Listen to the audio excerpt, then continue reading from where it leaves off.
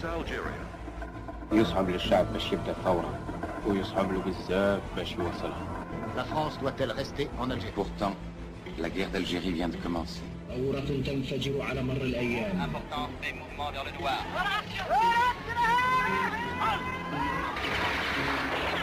D'une nouvelle révolte des Chaouia. Les Aurès, une région de tout temps contaminable par les idées révolutionnaires. En 1956, ils étaient près de 20 000, bien entraînés. On les appelait les Moudjahidines. مجاهدين مناضلين حملوا المشعل نتاع الثورة والمشعل نتاع الحرية. This is Algeria. The peace has just begun. Peace and independence. Fashhadou, histoire et mémoire.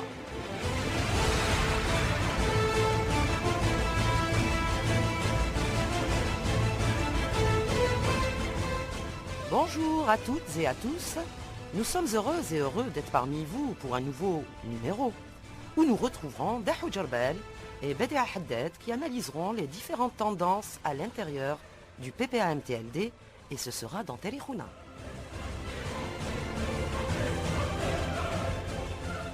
Dans Art et Révolution, rappelez-vous, la semaine dernière il a été question d'une œuvre de l'artiste peintre Mohamed Dissiakham. Et bien aujourd'hui, nous avons de nouveau le plaisir de recevoir Madame Nadera Lagoun, enseignante à l'École supérieure des Beaux-Arts d'Alger, critique d'art, commissaire d'exposition, pour partager avec nous un autre coup de cœur. Et ce sera autour d'une œuvre de Mohamed Khadda.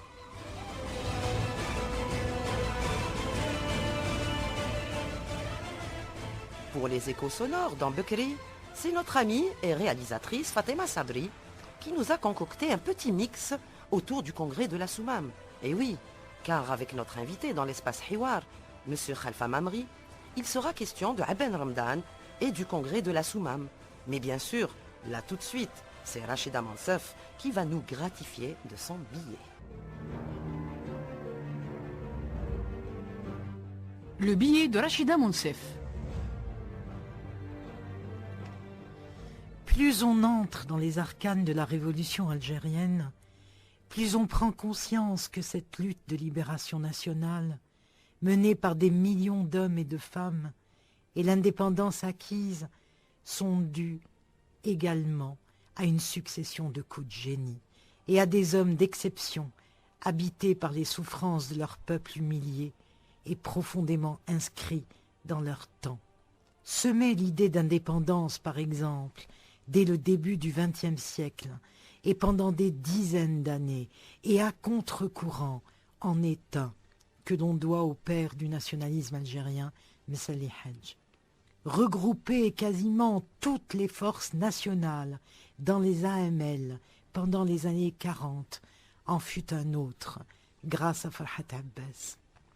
Rappeler l'identité algérienne, sillonner le pays jusqu'à ses confins pour réanimer l'histoire de la région et défendre la personnalité algérienne et celui de Abdelhamid Ben Badis. Mais le plus grand coup de génie, sans doute aucun, sera l'œuvre des 6 ou des 9 historiques qui allumèrent la mèche en dépit de conditions matérielles désastreuses. En militants expérimentés et attentifs aux soubresauts qui secouaient le monde, eux avaient saisi que des forces aveugles et colossales annonçaient la fin possible du système colonial. Ils avaient saisi que les conditions matérielles importaient peu, quand un grand rêve s'offre à des masses désespérées par les impasses répétées, parce qu'il ouvre, de façon formidable, la perspective de conduire à un monde nouveau et qu'il engendre la détermination à lutter jusqu'au bout parce que, n'ayant plus rien à perdre. Lorsque Abban Ramdan sort de prison début 55, le pas a été franchi. Et nouveau coup de génie, car avant même de commanditer les missions d'observation afin d'établir le bilan des effectifs matériels et humains, de mener contacts et discussions effrénées avec tous, il pressent que le combat armé, courageusement mené jusque-là, a besoin d'une direction réelle, efficace, présente et collective pour l'armée et le coordonner. C'est cet objectif qu'en bon jacobin, marqué par les leçons du 1789 français, il réalisera en travaillant inlassablement à l'organisation du congrès de la Soumam, le 20 août 1955. Ainsi fut fondé l'État algérien avec ses institutions et ses orientations. Abben Ramdan sut tirer parti des événements qui marquèrent les années 55 et 56. Il comprit le rôle recruteur de la répression coloniale, surtout après le 20 août 1955, et l'importance de l'information et de la propagande. Travailleur acharné, il se montra capable de décider, de trancher, de prévoir et d'organiser. Le contexte servit son projet de centralisation. Il fut servi, par exemple, par l'écroulement des forces modérées, déçues par leur contact avec Soustelle et une France incapable de céder sur l'accessoire, arc-boutée à son exigence de cessez-le-feu préalable. Les élus de l'Assemblée algérienne démissionnèrent les uns après les autres.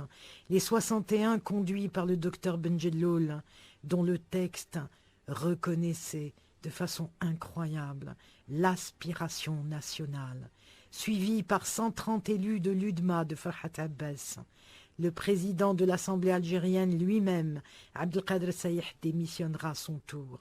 Les législatives prévues en janvier 1956 furent impossibles à organiser et l'Assemblée algérienne fut dissoute le 11 avril 1956.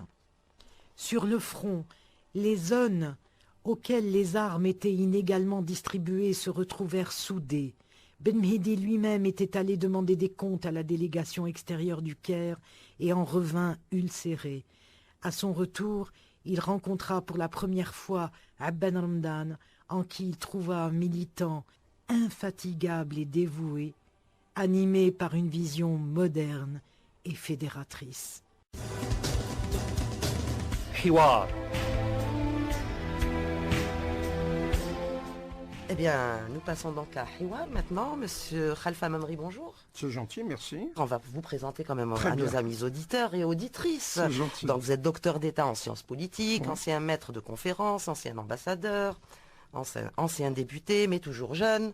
C'est gentil. Vous êtes aussi donc l'auteur de nombre d'ouvrages, notamment sur les constitutions algériennes, sur Mohamed Boudiaf, l'Arbi Ben Mehdi, le colonel Lotfi, et surtout sur Abben Ramdan, dont il sera question aujourd'hui avec le congrès de la Soumam, bien sûr.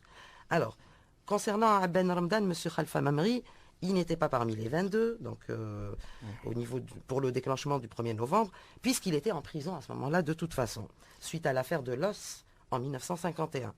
Il est libéré en 1955, contacté par Karim Belkacem, et là donc il rentre dans le FLN et commence à voir la situation, donc à jauger, on va dire, la situation depuis. Donc ça faisait 1 an que le 1er novembre avait été donc enclenché.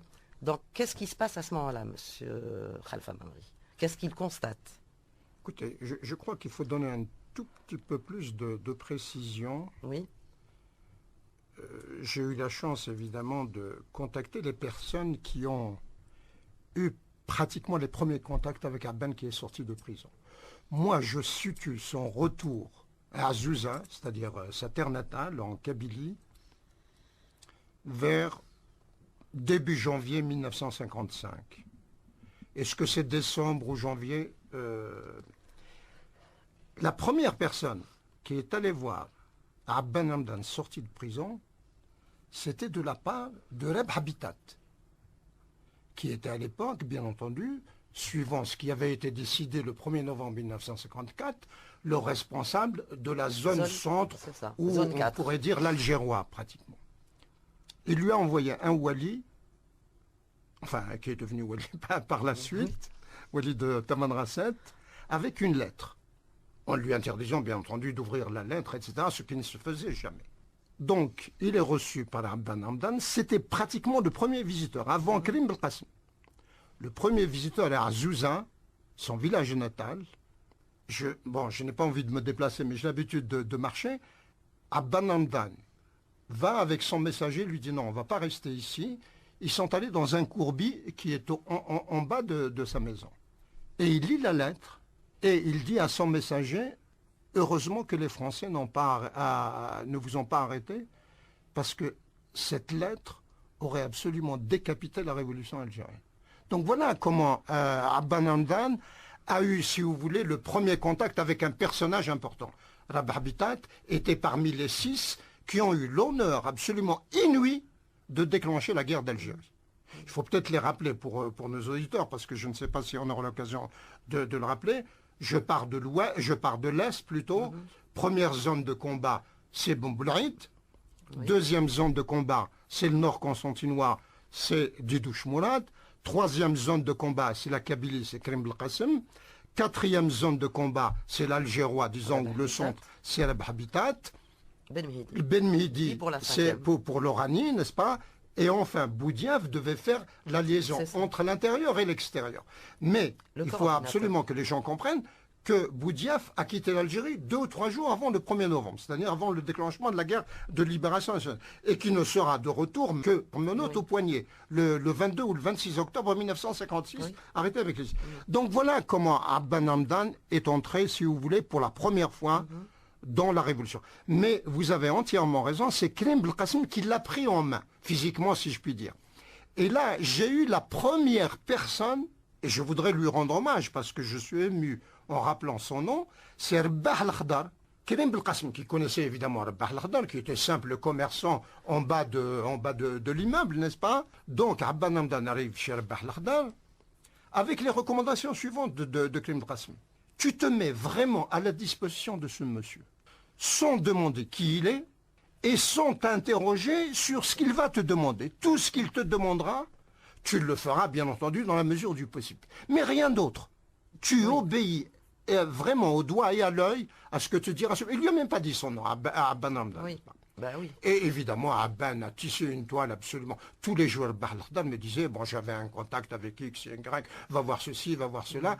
Bon, évidemment, Abban, lorsqu'il est installé à Alger, bon, il n'était jamais au même endroit, il changeait continuellement. Mais la première personne, et il est venu dans une camionnette de laitier, de Kabylie au ruisseau. Voilà comment Abban Hamdan est entré en quelque sorte, si vous voulez, dans la guerre de libération nationale. Moi, je situe ça pour que les gens comprennent. On n'a pas de date précise, donc il ne faut pas tricher avec l'histoire. Je situe ça entre février et mars 1955. C'est-à-dire 3 mois ou 4 mois après le déclenchement de la guerre de libération nationale. 1er novembre 54, donc février-mars, c'est 3 mois ou 4 mois après. Oui, donc là, il arrive, c'est ça, 3 mois, 4 mois après. Et là, il commence donc un peu à jauger de la situation et il décide d'organiser un congrès. Pourquoi alors? Ah non, alors là, il a mis du temps. Il a mis du temps. N'oubliez pas, les dates sont extrêmement importantes. Je vais essayer de revenir continuellement, au risque même de vous embêter et de vous ennuyer. Mais pas du tout. Non. Le congrès de la Chouma, on va donner des dates. C'est le 20 août 1956. Oui. Abban est installé début janvier, février, mars 55 à Alger. Donc il va mettre pratiquement 1 an pour faire passer. Mais il avait une idée, comme seul Abban pouvait avoir des idées. Une idée fixe, absolument indestructible. C'est un monsieur qu'on disait carré. Oui. Mais vraiment, il avait des jugements définitifs. Il avait, si vous voulez, en quelque sorte, je dirais, une phrase d'un homme célèbre du général. Il était sûr de lui. Il avait trop de certitude. Il était même, je peux utiliser cette expression, dominateur. Il avait une idée relativement désastreuse de la préparation de la guerre de libération nationale. Et malheureusement, les événements lui ont donné raison. Parce que lorsque vous lisez la littérature de l'époque, la guerre de libération nationale a été probablement l'une des guerres les plus improvisées de la planète. Il ne faut pas oublier que le MTLD, qui était le parti radical ou le parti pour l'indépendance, a éclaté en décembre 1953. Bon, qu'il y a eu 2 congrès, un contre-congrès et un contre-congrès entre les centralistes et les messalistes, et qu'en mars 1954, évidemment, Boudiaf et Didouche Mourad organisent ce fameux CRUA. Oui. Mais CRUA qui a éclaté, contrairement à ce que disent les gens. Parce qu'il y a eu, on dit, les Constantinois, les autres, etc. Bon, oui, en c'est juin une histoire. 1954, donc moins de 6 mois, vous vous rendez compte, de mars 54 à juin, il décide de lancer une guerre contre, excusez-moi du peu, la 4e puissance du monde. La France, bon, je voulais faire le tableau de l'état des forces. Quel était le visage de l'Algérie en 1954? Visage du côté algérien, bien entendu, on ne disait pas algérien, côté musulman ou indigène ou autochtone, peu importe. Et quel était le visage de la France? Les gens oublient que la France, qui a été défaite en 2 semaines pendant la Deuxième Guerre mondiale, a refait toutes ses forces en 1954. Elle est devenue membre de l'OTAN, qui a été créée en 1949. Elle est devenue membre permanent du Conseil de sécurité. Il n'y en a que 5 dans le monde, n'est-ce pas? Et même sur le plan militaire, elle avait refait toutes ses forces. Donc il décide de déclencher la guerre de libération nationale et dans l'improvisation la plus totale. Si vous voulez vraiment que je vous donne la preuve de tout ça, lisez véritablement le procès verbal de la plateforme de la Soumam au Congrès, lorsque, donc ils se sont réunis, mais je ne vais pas anticiper, chacun d'eux a dit quelles sont vos forces, monsieur Benmidi, quelles sont vos forces, monsieur Omran, quelles sont vos forces, monsieur Karim Belkacem. Qu'est-ce que vous avez? Comme argent, comme arme et comme djounoud. Oui. Je vous assure, c'est squelettique. C'est squelettique. Et Abben a eu cette expression dès le départ, vous êtes des criminels d'avoir lancé une guerre de libération nationale contre la 4e puissance du monde dans ces conditions. Et il s'est mis, bien entendu, à travailler. C'était l'un des hommes les plus radicaux du PPA de l'époque. Contrairement à ce que disent les gens. Il n'était pas du tout modéré, il n'était pas du tout doux, il était vraiment, je m'excuse du terme, presque extrémiste. Indépendant jusqu'au bout. Son expression, il l'indiquait. Indépendance, c'est tout, rien d'autre. Donc, il s'est mis, évidemment, à dire aux gens, bon, si vous voulez vraiment qu'on batte la France, il faut être tous ensemble, il faut rassembler le peuple algérien sans absolument aucune distinction. Vous êtes Udma, Farhat Abbas, vous êtes les ulémas, les Kherdin, ou la Cheikh Bachir Brahimi. Oui. Ça ne me regarde pas. Il parle des Israélites. Ce qui m'intéresse, moi, c'est que, c'est Al-Barladar qui me disait, est-ce que tu es pour l'indépendance de l'Algérie ou pas? Et je veux lui mettre le doigt dans l'engrenage pour qu'il soit pour l'indépendance de l'Algérie. Voilà comment il l'a préparé.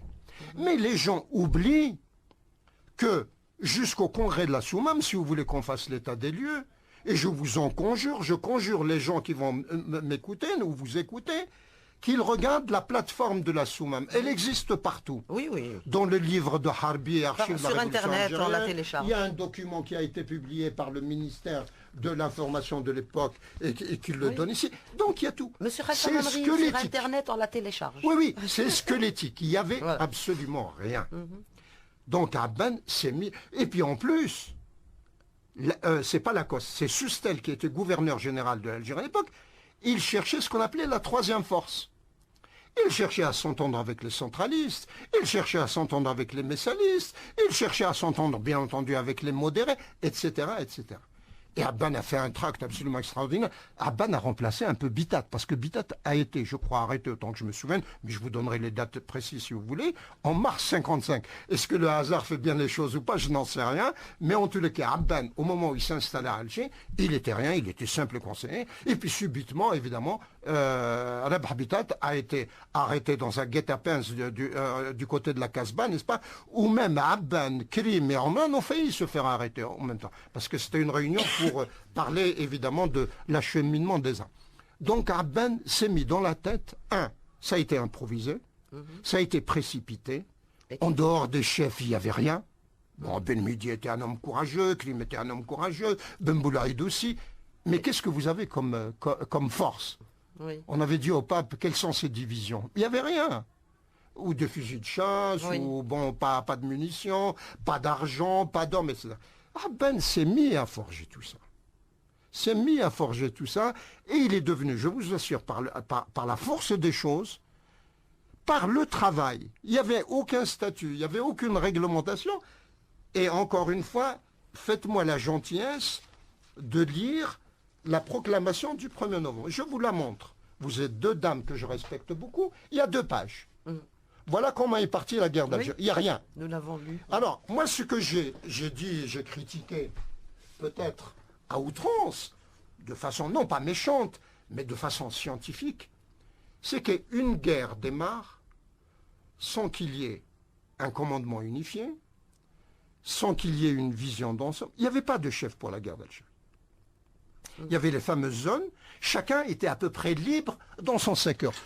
À un point tel, et excusez évidemment la référence que je vais prendre, c'est Bentoubad lui-même qui dit dans les archives de la Révolution algérienne, conférence faite longtemps après, le 5 février 1960, on était pratiquement 6 peuples, 6 régions, 6 commandements, 6 visions, 6 projets politiques. En plus, et ça je le tiens de Saad Dahlab en personne, Abban donc est installé à Alger, il a mis à peu près 1 an pour assembler les forces. On lui doit 2 choses. En 1 an, disons le printemps 55, printemps 56, 1 an. Disons avril-mai 55, avril-mai 56. Dans cette année, il a rencontré les centralistes. Farhat Abbas à 2 ou 3 reprises en haut de la rue d'Idouche Mourad. Il a rencontré les ulémas. Il a rencontré tout le monde en leur disant la seule chose qui m'intéresse, c'est terminé. C'est à titre individuel, vous entrez. Il ne peut pas y avoir 2 FLN. Bon, on peut parler du MNA. C'est un homme qui a été carré. Il ne peut y avoir qu'un seul mouvement qui représente l'Algérie et le combat algérien, parce que les affaires sont tellement difficiles, on ne peut pas vaincre l'armée française, on ne peut pas vaincre la 4e puissance du monde si on s'amuse à être divisé. Il a été fédérateur. Donc, il a réussi en 1 an, évidemment. Saad Dahlab me reçoit chez lui. Saad Dahlab est un personnage important, puisqu'il a terminé en tant que ministre des Affaires étrangères du GPRA de la Révolution algérienne. Il m'a juré que Abban l'a envoyé vers... Il ne le connaissait pas. C'est Ben Khadda qui a recommandé à Abban. Si vous me dites comment Ben Khadda est entré dans la guerre de libération, je vais vous dire aussi. C'est lui-même qui me l'a dit. J'ouvre cette parenthèse pour vous dire l'importance de Abban. Ben Khadda me dit, bon, personne ne savait qui avait lancé le 1er novembre 1905. Tout le monde était désemparé. En dehors des 6. Même les 22 ne savaient pas. Enfin, les 22 étaient démantelés après. Qui c'est qui a un bon? Moi, j'ai fait dans le gros livre sur Abban Hamdan, je suis allé à la wilaya d'Alger, j'ai voulu compulser l'écho d'Alger, le journal d'Alger. Oui. Tous les partis de l'époque, où ils étaient hésitants, où ils ne savaient pas qui avait déclenché la guerre, où ils avaient condamné, parce qu'ils pensaient que c'était vraiment de l'aventurisme. C'était vraiment du bricolage. Ben Khadda voulait à tout prix entrer dans la guerre. Et il avait, j'utilise l'expression, il avait le nationalisme dans le sang. Il était patriote, si vous voulez, dans son âme. Il part avec un monsieur que j'ai connu, qui était en France, qui a été chef de la Fédération de France, Louanché, Salah Louanché. Il téléphone, paraît-il, mais un simple téléphone de l'époque, comme quoi vraiment la guerre peut se faire à partir, si vous voulez, d'anecdotes. Il téléphone à Haïdar au Caire. Il savait que Haïdar était au Caire. Bon, évidemment, Ben Khadda était le secrétaire général du MTLD dissous, n'est-ce pas? Il téléphone pour dire, bon, écoutez, on aimerait bien, nous, les gens, les centralistes, retrousser nos manches et entrer dans les rangs de la Révolution. Il fixe rendez-vous à Saint-Rémy, dans le nord de l'Italie, à Louanchi et à Ben Khadda, Ben Youssef Ben Khadda, qui deviendra le 2e président du GPRA. Oui. Et qui il trouve là-bas? Il trouve Ben Bella, à la place de Haïdar. Bon, allez, Ben Bella venait du Caire. Wesh Brita, c'est Ben Khadda. On voudrait, évidemment, nous aussi, participer au combat de libération. Guellou, je ne suis pas sûr, mais il me semble qu'il y a un monsieur qui s'appelle Abban Hamdan, il ne le savait pas, qui est à Alger. C'est lui. Qu'est-ce que vous tirez de la conclusion de ça? 2 personnages aussi importants, Ben Bella et Ben Khadda. Ça prouve que le patron déjà de l'époque, c'était Abban Hamdan. C'est lui qui pouvait admettre ou ne pas admettre quelqu'un dans la guerre de libération. Je reviens à Saad Dahlab, donc qui a été recommandé par Ben Khadda. Ça c'est extrêmement important. Parce qu'on est toujours dans l'état des lieux. Il l'envoie pour savoir ce qui se passe. Il n'y avait absolument aucune liaison, aucune coordination entre les zones de combat. Je vous parle encore une fois du printemps 55. Entre printemps 55, je ne peux pas vous dire quel est le mois. Printemps 55, printemps 56, 1 an. Il dit, bon, si Saad, Medebik, il faut essayer d'aller voir qu'est-ce qui se passe dans les Aurès. La zone numéro 1, les Aurès, bon, il savait que c'était Boumboulaïd, mais il n'avait absolument aucune information. Alors, je vous prends à témoin, vous qui êtes les animatrices de cette émission. Aucun des chefs de la Révolution ne savait ce qui se passait à 200 ou à 300 kilomètres. Personne. Pire encore. Saad Dahleb prend le chemin, il arrive chez Zerout Youssouf. Je vous jure sur la tête de mes enfants, c'est Saad Dahleb qui me dit ça. Je peux même vous donner la date et l'heure à laquelle il m'a reçu à Hydra. Il m'a dit, j'arrive chez Zerout. Oui, je dis que, il ne devait pas se connaître non plus. بعثني واحد السيد عبان رمضان مسؤول كبير, enfin un dirigeant important d'Alger. Il voudrait savoir ce qui se passe pour la préparation du congrès. Il voudrait savoir ce qui se passe dans les Aurès. Que devient Ben Boulaïd. Saad Dahleb a été d'une courtoisie, d'une aisance, d'un accueil absolument plus que fraternel, maternel presque. Il me dit, Zerout était vraiment gêné. Lui-même n'avait aucune information. Il m'a dit, il s'est mis à se torturer l'esprit pour lui dire, je crois savoir, mais je ne suis pas sûr que Ben Boulaïd serait mort. Dans quelles circonstances, je suis incapable de vous le dire. Et Saad Dahleb me parlait en arabe. Il m'a dit donc qu'il abrite, bon, je ne parle pas en arabe. Il n'y a pas de souci, il n'y a pas de problème. Non. Maintenant, il a صدقتني واللي للجزائر باش تقول للناس باللي بن بولايد على حساب زيروت يوسف. Zerout qui avait remplacé Dudu Chmounad qui avait été tué en janvier 55. Vous vous rendez compte? Donc la guerre de libération a commencé en novembre. En novembre, il ne s'est pratiquement rien passé, décembre, rien passé. Et janvier, l'un des plus grands chefs a été tué. Bon, quelques temps après, Rabarbita, 2 ou 3 mois après, a été arrêté. Bon, Marlich. Je reviens à Saad Dahleb. Il dit maintenant, si tu veux poursuivre ton chemin, je te donne une escorte. Je te garantis que tu vas arriver dans les Aurès. Saad Dahleb n'a pas fait le chemin. Il est revenu, ayant cru, disons sincèrement, ce que lui avait dit quand même un grand chef des Zerout Youssouf, qui dirigeait tout ceci pour vous dire... L'auteur du 20 août 55. Oui, tout ceci pour vous dire que peut-être de Skikda ou là de Gigil, il ne savait même pas ce qui se passait à 100 km.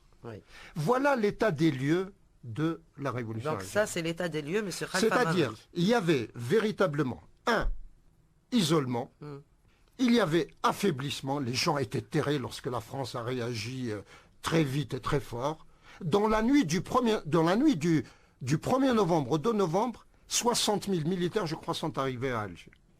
Dépêchés évidemment par là. Donc là, il y a eu un manteau qui s'est étendu sur toute l'Algérie. La France voulait étouffer, pas écraser, étouffer carrément la guerre de libération nationale. Donc Abban, ayant eu cette photographie dans les yeux, il s'est dit non, c'est pas possible. On n'ira pas très très loin. Et ce que j'ai appelé dans mon livre le spectre de la défaite était réel.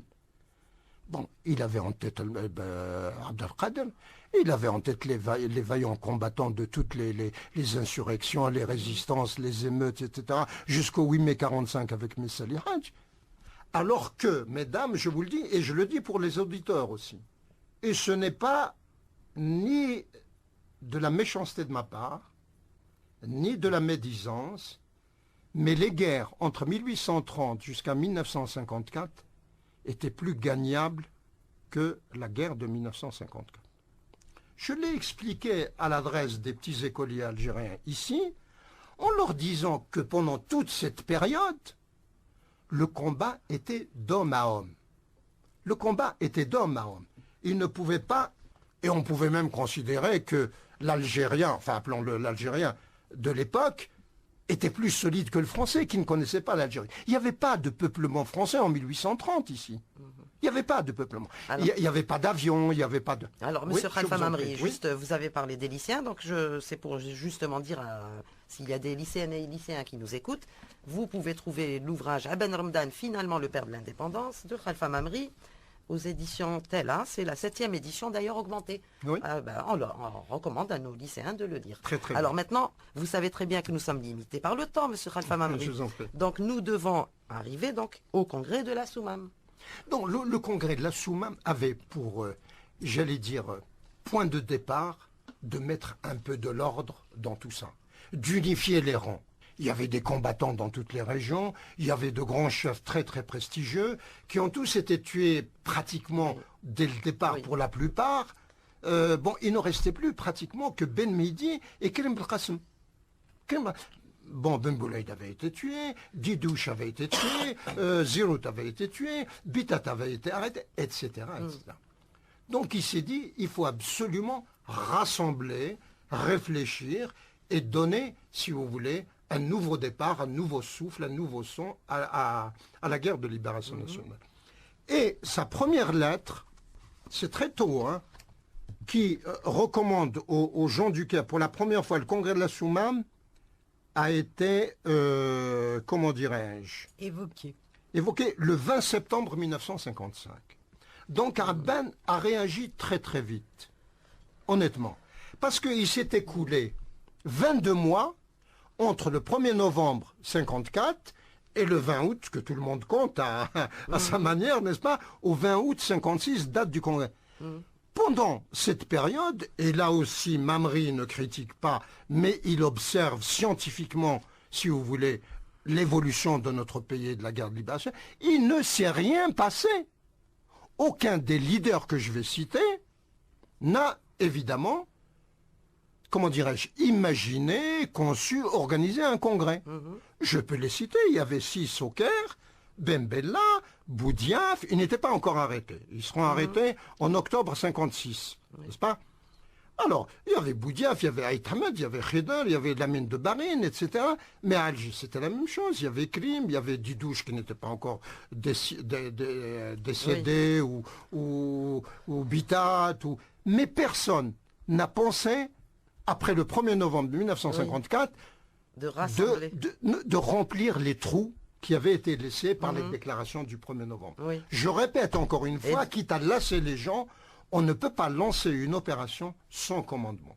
Et donc, apporte ce congrès. Alors, le congrès de la Soumam, c'était, je vous dis encore une fois, pour organiser et rassembler tout le monde. D'accord. Ah, il a mis un terme. Bon, il avait rencontré Abbas, il l'avait envoyé au Caire, il avait rencontré Cheikh Khaireddin qui m'a reçu chez lui à Diyar al-Marsoul, qui m'a raconté une histoire absolument délicieuse.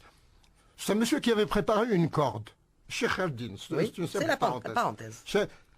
Il avait, bon, j'étais parti avec Ben Haddad Yarahmou, et Abban était allé pour voir Cheikh Khaireddin pour qu'il rentre dans la guerre de libération. Et Cheikh Khaireddin m'a dit, bon, Diyar al-Marsoul, tout le monde connaît, enfin, les Algérois connaissent, il était au 3e étage ou au 2e étage, il a préparé une corde pour que Abban puisse éventuellement sauter par la fenêtre au cas où il y aurait une perquisition de l'armée française ou des policiers français. Donc, c'est vous dire, Cheikh Khaireddin a été envoyé par la suite par Abban au Maroc, n'est-ce pas?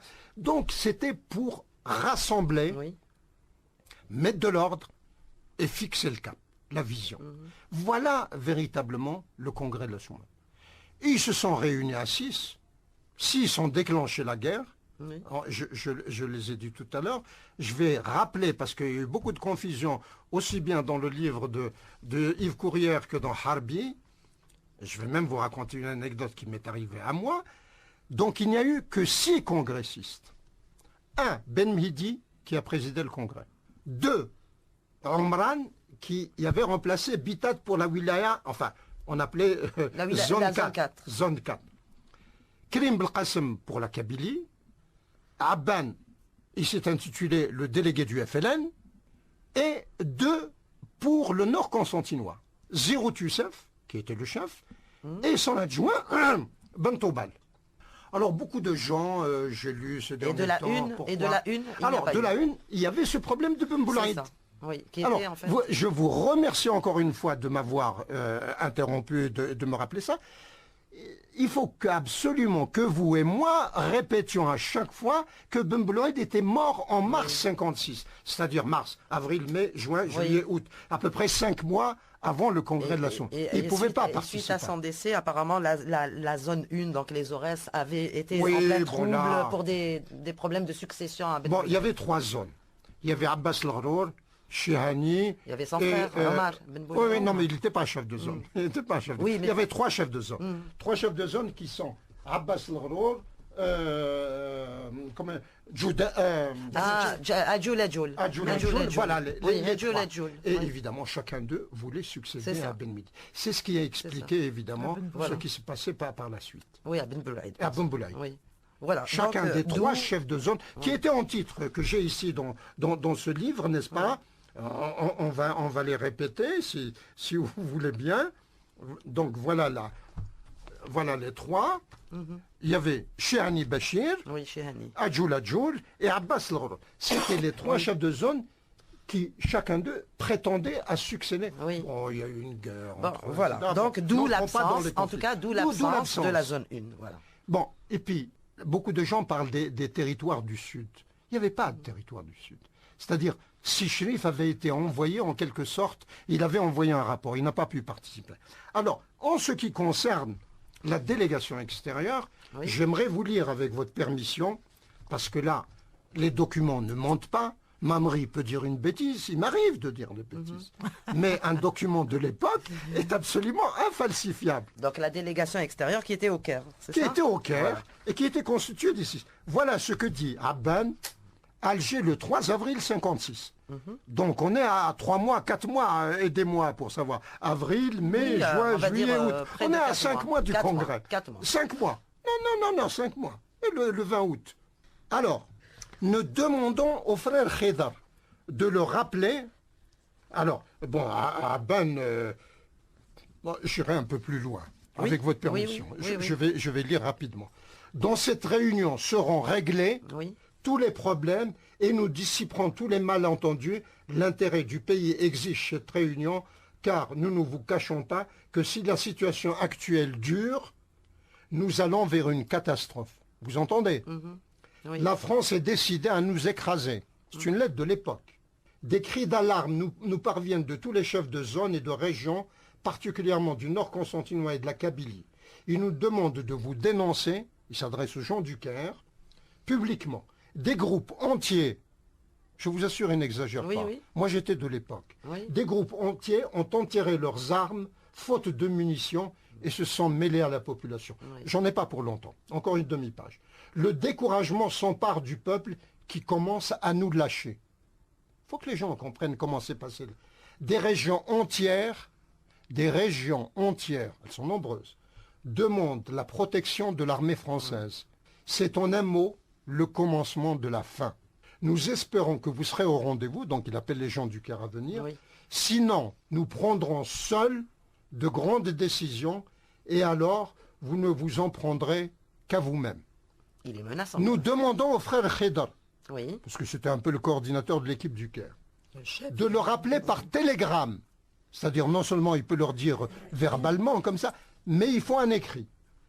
Par télégramme à tous les autres frères pour que chacun prenne ses responsabilités. La rencontre avec les deux délégués qui rentreront du Caire devront être choisis, écoutez bien, parmi le comité des 6, Khedar, Aït Hamed, Lamine, c'est Lamine de Barine, Ben Bella, Boudiaf et Ben Midi. Ben Midi, à l'époque, qui était chef d'Oranais, était au Caire. Envoyez de préférence Ben Bella, si vous voulez lire avec moi, vous lisez, et Aït Hamed, ou Ben Bella et Khedar. Donc il avait une préférence pour, bien entendu, pour que Ben Bella, qui était chargé de la fourniture des armes, soit présent à ce congrès de la Souma. Qu'il ne se soit pas présenté, ne peut s'en prendre qu'à lui-même. Parce qu'un dirigeant connaît bien son pays, il aurait pu entrer par l'Oranie, il aurait pu entrer par la Tunisie, ça ne regardait pas Ben Hamdan. La preuve, c'est que Ben Midi était au Caire. Ben Midi a trouvé le moyen d'entrer par ses propres moyens, évidemment, et de venir assister. Puisque j'ai une photo ici qui indique que, bien entendu, Ben Midi est allé côte à côte avec Abban Hamdan, escorté par Dhilis, pour assister au congrès de la Soumam. Est-il vrai, monsieur Khalfa Mamri, que Abban Hamdan ait constitué un groupe de réflexion pour préparer ce congrès de la Soumam? Et ce sont les membres de ce groupe de réflexion qui auraient rédigé des parties de la proclamation de la charte, de la plateforme de la Soumam. Oui. Là, vous avez entièrement raison. Bon, c'est un point, je vous remercie de me soulever ça. de soulever cette question, parce qu'il se trouve que j'ai eu la chance de rencontrer l'un des rédacteurs, enfin une partie, de la plateforme de la Soumam. J'ai été reçu au moment où je préparais le gros livre sur Abban Hamdan par Abdelrazak Chentouf, qui était avocat à l'époque et qui est installé au bout de la rue Ali Boumendjel. Et évidemment, sur ce document que j'ai ici, les textes fondamentaux du Front de Libération Nationale 1954-1962, Chentouf m'a pris par la main, qui est devenu par la suite un membre de l'exécutif provisoire. Donc il avait une importance au niveau du FLN. En gros, il y a eu, disons, 4 personnes qui ont rédigé la plateforme de la Soumam. Ouzgan était le plus gros contributeur, Ammar Ouzgan. Donc, je répète, Ammar Ouzgan a rédigé la partie la plus importante. Je peux vous indiquer quelle est la partie. Sur les mouvements de masse, notamment. Non, il a rédigé les mouvements, il a les syndicats, etc. Oui. Bon. La révolution agraire, il a rédigé pas mal de... Il y avait Tmem qui avait rédigé, Abdelmelk Tmem, qui avait rédigé la partie économique. Qui deviendra ministre des Finances, je crois, du président Chedli, si je ne me trompe pas. Hein. Mais il a été ministre des Finances. Est-ce que c'était avec Zoual ou Chedli? Je crois que c'était avec Chedli.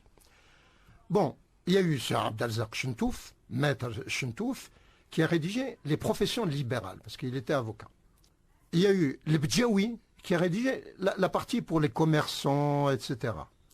Et enfin, toute la charpente, l'harmonisation, les négociations, la politique extérieure, c'est Abban Hamdan, la partie politique, disons. Oui. Voilà quels sont véritablement les rédacteurs, les fabricants de la plateforme de la Soumam.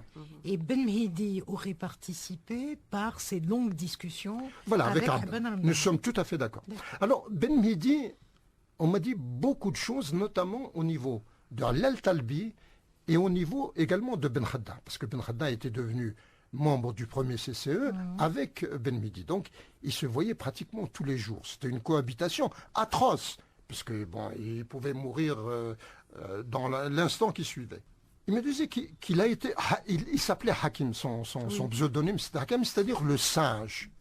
Et il était vraiment celui qui essayait de calmer un peu, parce que c'était volcanique, c'était éruptif, c'était explosif par moments. Et Ben Mehdi ramenait en quelque sorte la sérénité, la sagesse, le bon jugement pendant la guerre. Et Ben Khadda me disait, bon, on était absolument torturés, on ne savait pas quelle décision prendre. C'était parce que vous aviez entre les mains la vie ou la mort de votre peuple, ou disons de dizaines ou de centaines de personnes. Ce qui distinguait Abban de nous tous, des 4, c'était le fait qu'il leur disait, écoutez, toute décision comporte des avantages et des inconvénients. Ça c'est Abban, enfin, en substance c'est ce qu'il leur disait. Toute décision comporte des avantages et des inconvénients, mais le pire c'est de ne pas décider. Donc décidons. Et c'est ça qui lui a donné cette âme de chef. Ben Khadda me disait, bon, on était tous égaux, les 5 étaient égaux. Mais Abban, c'est un monsieur qui ne passait pas son temps à ruminer tel ou tel. Il fallait trancher, il fallait décider. Et c'est ça qui a fait avancer la guerre de libération. Oui. Alors, monsieur Khalfa Mamri, vous savez que le temps est compté, mais on va revenir donc. Mais si pour nos jeunes auditeurs, auditrices, les points essentiels à retenir qui ont été dégagés lors de ce congrès de la Soumam. Qu'est-ce qu'il a apporté? Voilà. Qu'est-ce qu'il a changé? Essentiellement. Fondamentalement, oui. Il y a le côté, si je puis dire, sur le plan matériel, comment il fallait s'organiser, les soldes, les grades, et les payes pour les veuves c'était une véritable organisation. Oui. Mais le plus important, pour moi, ce sont ce que j'ai appelé les institutions de la guerre, qui n'existaient pas dans la déclaration la proclamation du 1er novembre. Nous avons la chance de n'avoir que 2 institutions. Elles sont faciles à retenir.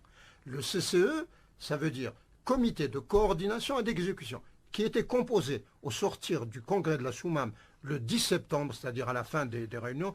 Ils se sont pratiquement réunis pendant une bonne vingtaine de jours. Oui. Donc, 5 membres, je les répète.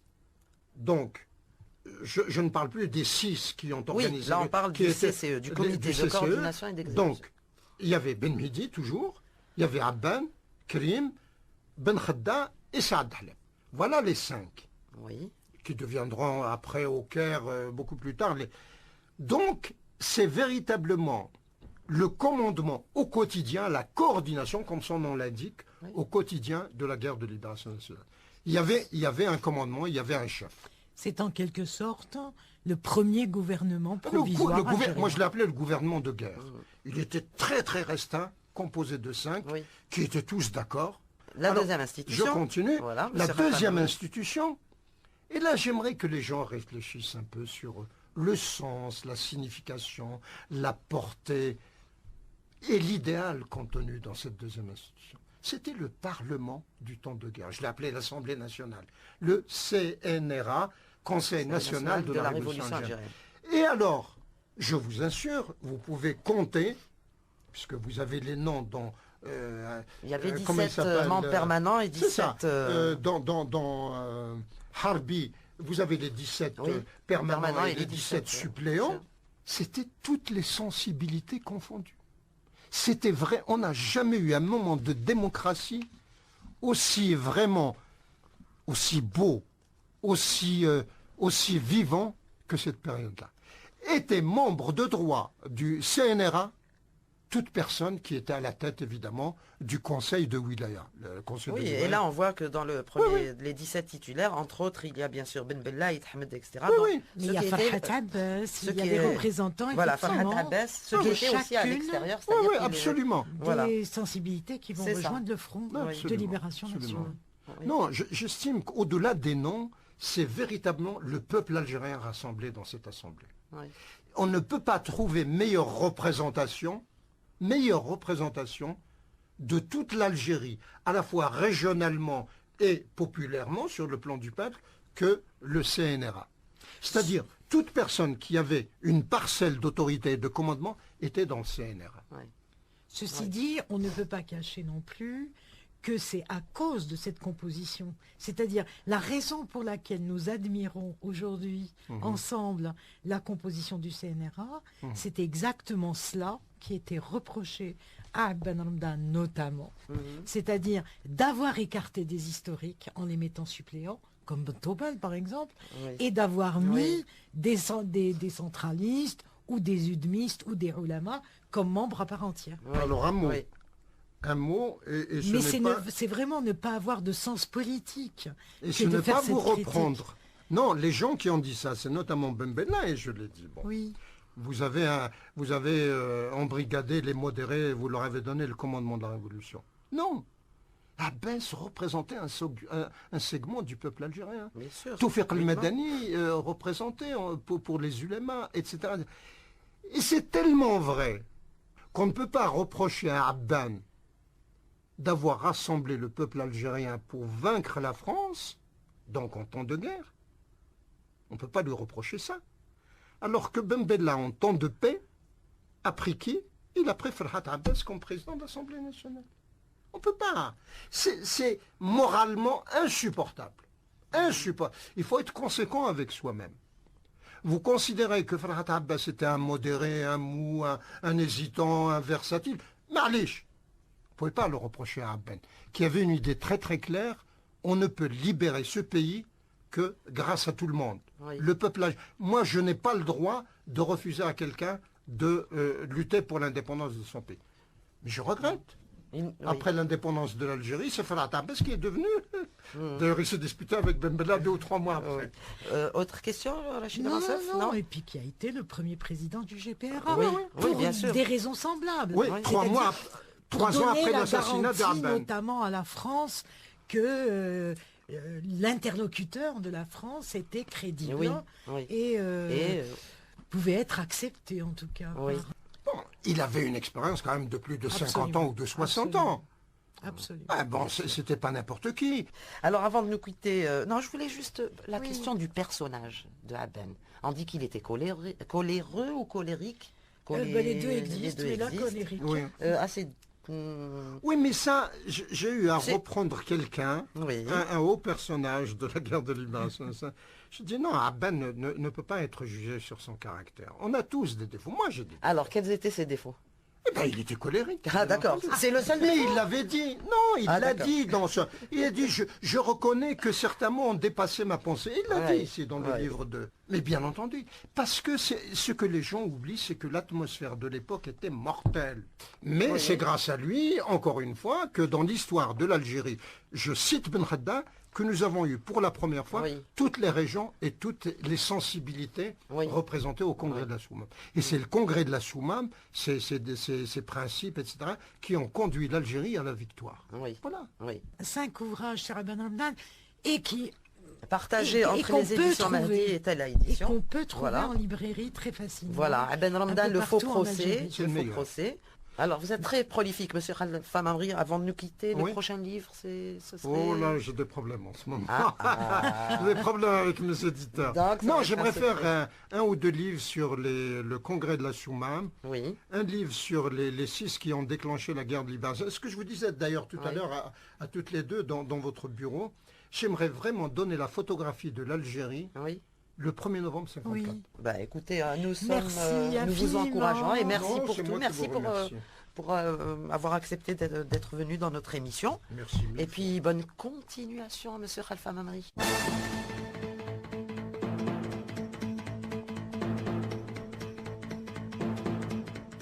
Bekri. Pour illustrer et appuyer les propos de notre invité, monsieur Khalfa Mamri, Fatima Sabri a extrait du documentaire de Faisal Ajaout des témoignages de 3 moudjahidines qui avaient participé au congrès de la Soumam.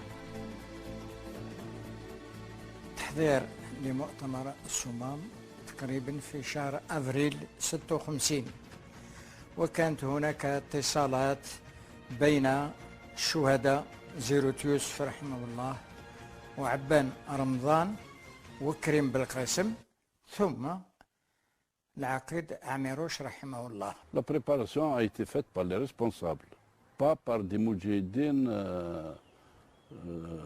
simples.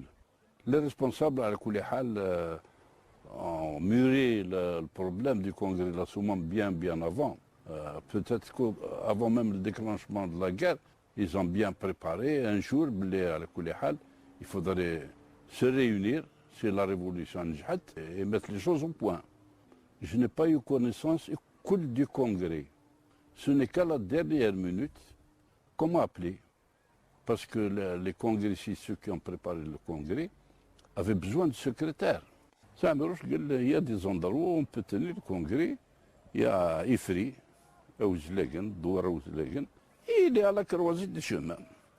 على كل حال ils ont arrêté la décision وروحوا لإفري.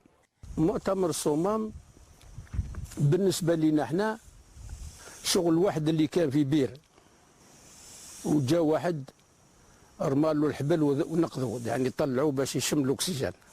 Comme toutes les grandes réunions, il faut un secrétariat. Il faut diffuser les résolutions. Ce n'est qu'une fois à Ifri que je rencontrais 2 autres jeunes, Allah yarhamhum les 2, c'était Tahra Amirouchen et c'est le Hussein Salhi. Le congrès de la Soumam ala kulli hal, cela a été critiqué à l'époque parce qu'il y avait des intérêts personnels en jeu. كاين الناس اللي هما اساسيين في الثوره وما مشاوش مؤتمر الصمام. Eh bien, il n'y a pas eu de moindre incident. Pendant toute la durée du congrès, qui a duré une douzaine de jours, il n'y a pas eu le moindre incident. Il n'y a pas eu ni de sortie de l'ennemi, ni d'accrochage, ni rien du tout. Alors les délégations, comme elles sont venues dans la plus grande discrétion,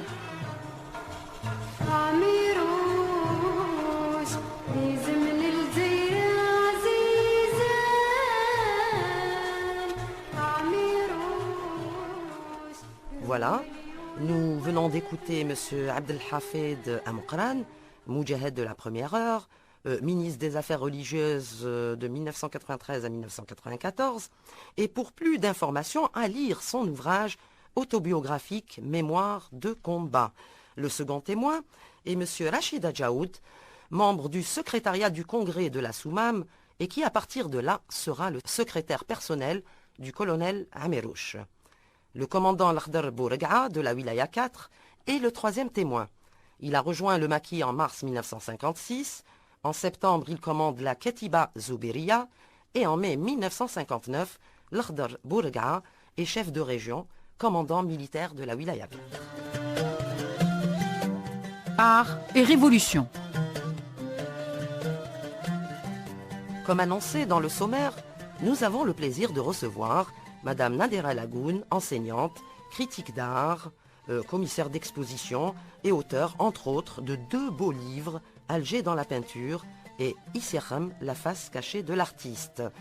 Le propos du jour donc est autour d'une œuvre particulière de l'artiste peintre Mohamed Khadda.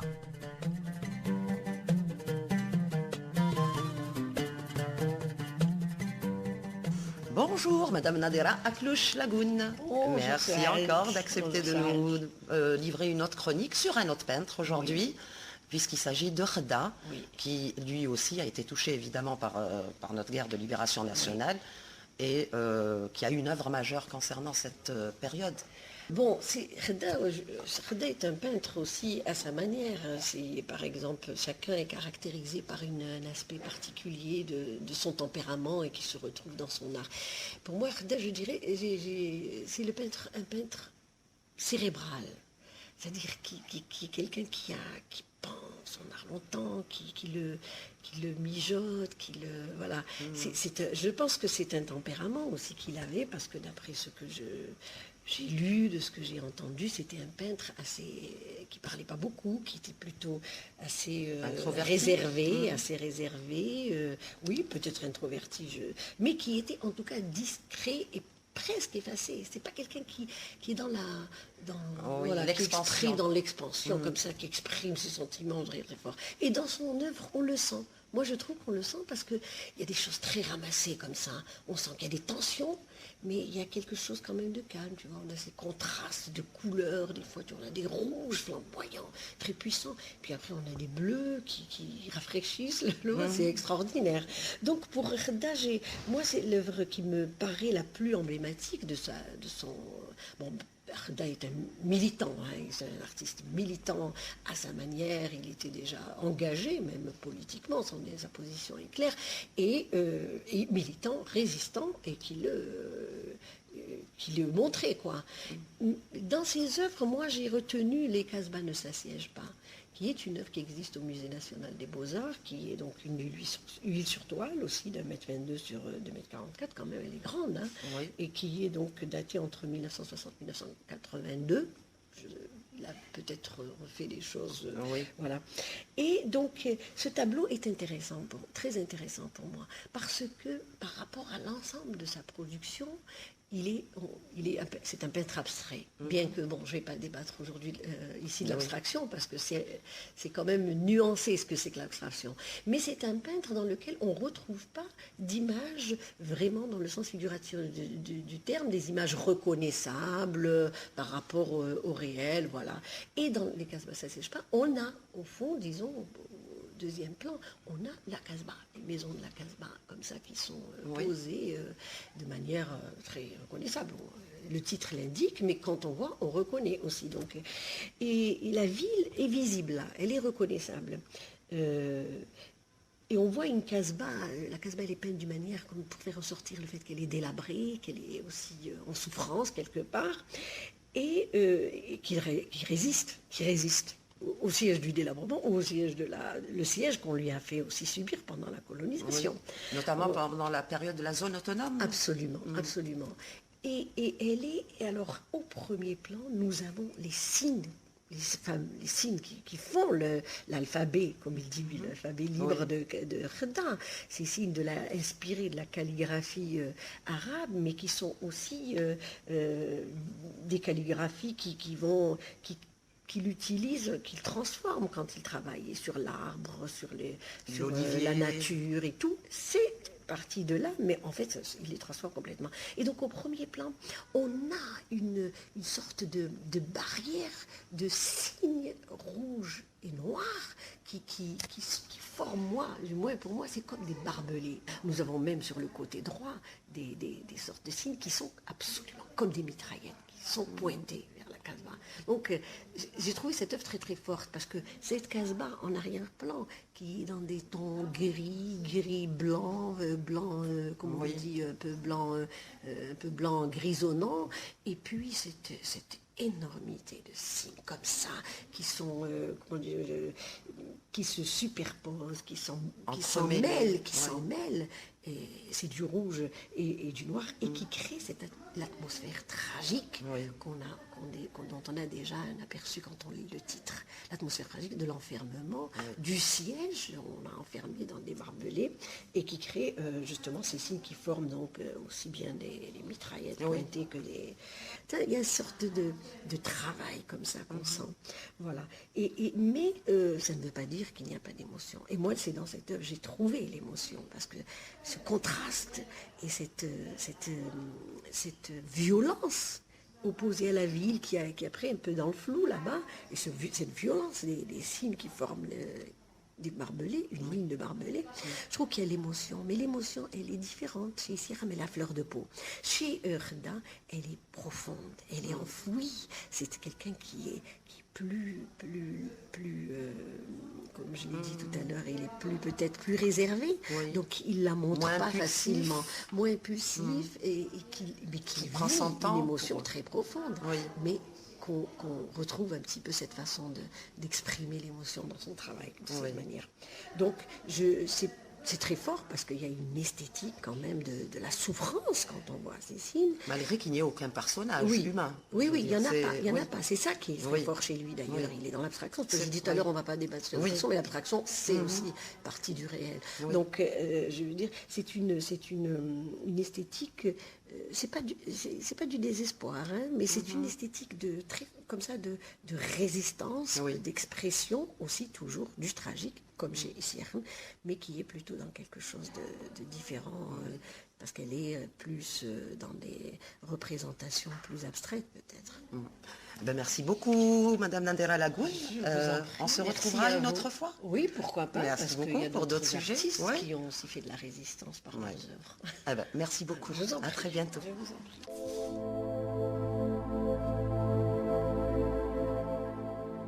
تاريخنا.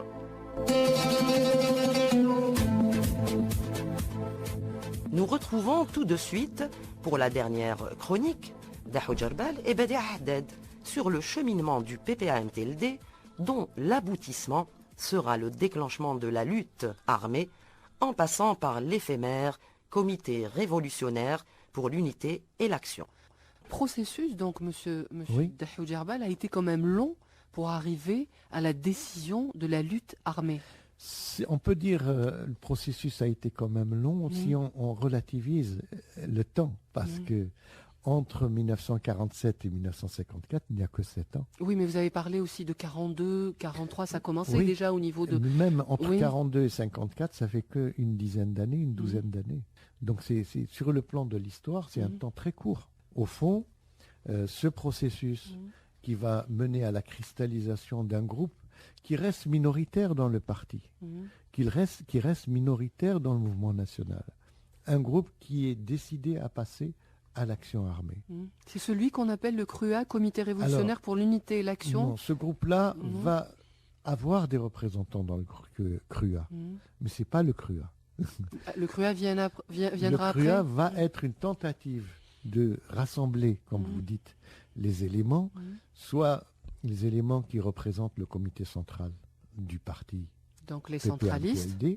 Qu'on a appelé par la suite les centralistes, soit des éléments qui vont représenter les radicaux du PPA clandestin et qui vont constituer le comité révolutionnaire pour l'unité d'action. Donc au fond, l'idée du passage à l'action existe chez tous les groupes, chez tous les courants. Elle existe principalement chez Messali Haj et les partisans de Messali, et elle existe aussi au sein du PPA-MTLD et particulièrement dans le groupe de l'organisation spéciale. Et ce groupe-là va considérer les éléments du comité central comme étant des modérés qui refusent le passage à la lutte armée, qui privilégient la formation politique, la conscientisation politique et qui privilégient la négociation avec les autorités françaises. Y a-t-il une explication à ça en tant qu'historien? Par rapport aux années 40 et 50, il faut se dire aussi que des plans de modernisation et d'équipement de l'Algérie sont développés qui vont préfigurer le plan de Constantine. Ces plans de modernisation et d'équipement vont entraîner un début d'intégration d'une partie des Algériens dans les édifices sociaux, économiques, dans l'activité rémunérée. Et donc il va se créer progressivement une sorte de classe, disons, plus ou moins prolétaire, des couches intermédiaires plus ou moins marchandes au sein de la population algérienne, et particulièrement dans les villes. Donc au fond, cette population cherche l'intégration au système. Et elle est représentée par l'UDMA, elle est représentée par les centralistes, qui acceptent d'intégrer et de participer dans les municipalités avec les Européens pour améliorer le sort des Algériens. Donc il y a une sorte de consensus quant à négociation, participation, intégration au système pour permettre aux Algériens d'apprendre à s'autogérer, à s'administrer et à s'autogouverner. C'était ça l'idée. L'idée, c'était pas seulement de refuser la lutte armée, mais c'était de donner le temps au temps pour que les Algériens puissent enfin un jour s'autogouverner.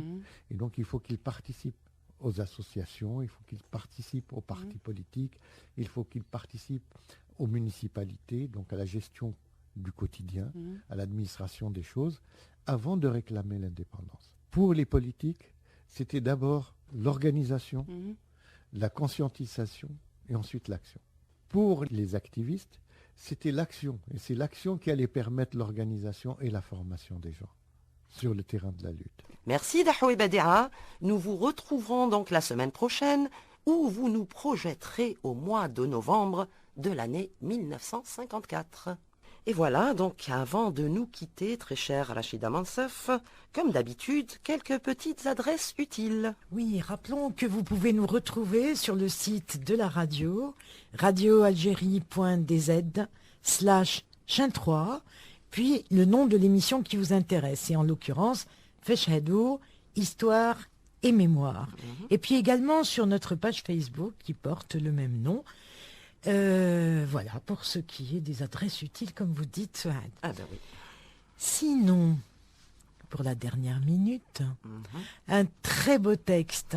Et oui, Rachida Mansef, pour la dernière minute, j'ai choisi en fait un poème de Jamal Amrani qui avait paru pour la première fois dans Algérie Actualité du 5 au 11 décembre 1985. Ce poème s'intitule « Habiter le sel » et il est dédié pour Mohamed Dissiakham, lui aussi trop tôt ravi à notre affection. La dernière minute.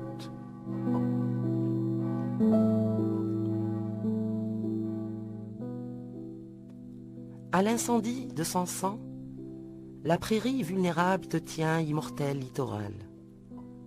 En t'inclinant, le fruit ému des sables, le charnier silencieux d'un sourire, la vérité persécutée qui agite l'herbe et qui émeut le ciel, quelle moisson prisonnière se retranche de ton royaume. Tu as vu saigner la nuit, au-devant de toutes les plaies, le soleil en poussière qui tremble de vivre, les ombres que délite le sommeil. Alors s'éblouit la nudité qui fut péché, le pur silence que presse ton sang. L'instant bleu, le ciel au demain au reflet des semailles, et ton cœur tranchant sur l'asphalte dédoré, tu adhères au limon de nos étangs, écorce, galets, pétales, nuit scellée qui se fragmente. Ô mon frère, quelle épaule t'éblouira. Avant les larmes des amandiers, l'offrance qui se signe en éternité, le jour phraétique qui avalise le sommeil derrière ses saisons futiles. Quelle pénombre défait ses feuilles, quel visage se découvre, le plantain qui se noue à l'arbre. Oh, ce visage que j'ai peine à reconnaître, et l'herbe de l'autre côté de moi-même. Pourrais-je me réhabiter en contemplant, une fois encore, le triste obscurcissement du soir?